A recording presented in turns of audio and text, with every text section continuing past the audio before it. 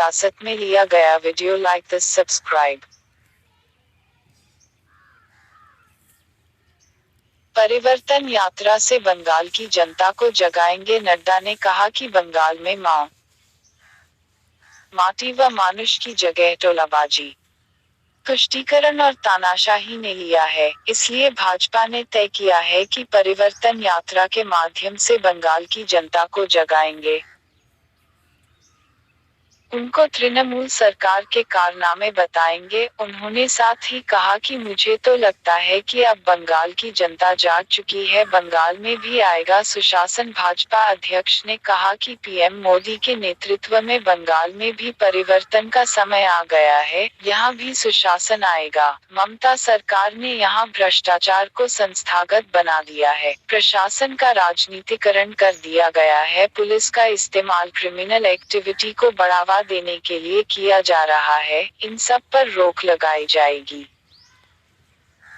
ममता नहीं संभाल सकती बंगाल की संस्कृति। नड्डा ने कहा कि बंगाल की संस्कृति को ममता बनर्जी नहीं संभाल सकती, इसकी रक्षा सिर्फ भाजपा के कार्यकर्ता करेंगे। ममता जिस तरह मेरे नाम के आगे विशेषण लगाती हैं,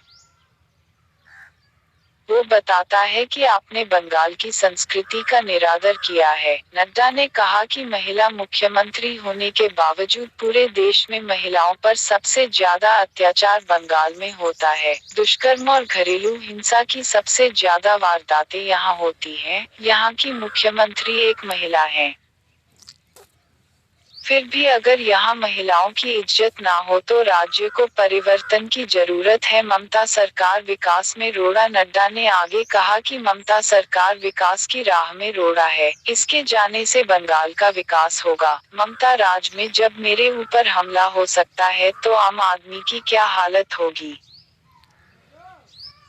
इसे बखूबी समझा जा सकता है। इतने दिनों तक नेताजी को क्यों नहीं दीदी ने किया याद। नड्डा ने आगे कहा कि जब प्रधानमंत्री नरेंद्र मोदी ने नेताजी सुभाष चंद्र बोस को याद किया तो ममता दीदी परेशान हो गईं। मैं यह पूछता हूं कि इतने दिनों तक दीदी ने नेताजी को क्यों नहीं याद किया। मालदा में रोड शो भी किया। इससे पहले नड्डा के मालदा जिले में रोड शो का नेतृत्व किया, जिसमें लोगों का महाहुजूम उमड़ा पड़ा। रोड शो के दौरान नड्डा ने कहा, जो हर्षोल्लास मैं देख रहा हूँ वो बताता है कि मोदी जी के काम जो उन्होंने किए हैं और जो उन्होंने बंगाल को देने का प्रयास किया है,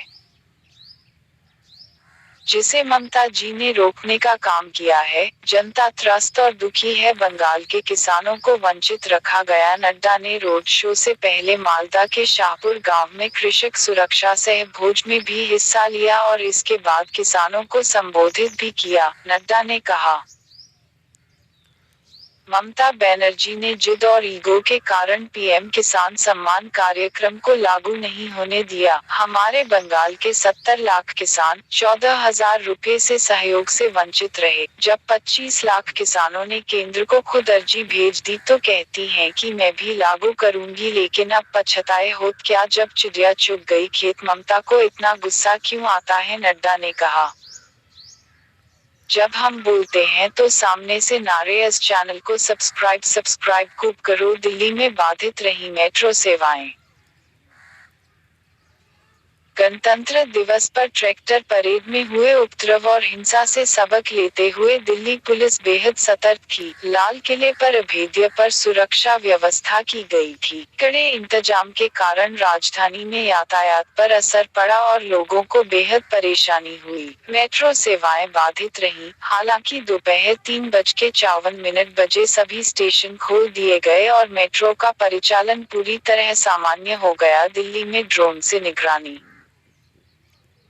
नहीं चली मनमानी। राष्ट्रीय राजधानी दिल्ली में पुलिस के साथ बड़ी संख्या में अर्धसैनिक बलों की तैनाती की गई थी। ड्रोन कैमरे से निगरानी रखी गई। आईटीओ के नजदीक शहीदी पार्क पर चक्का जाम के उद्देश्य से जैसे ही प्रदर्शनकारी पहुंचे, पुलिस ने करीब 50 लोगों को हिरासत में ले लिया। सिंघू, टीकरी और गाजीपुर बॉर्डर पर कृषि कानून विरोधी किसान संगठनों ने प्रदर्शन किए।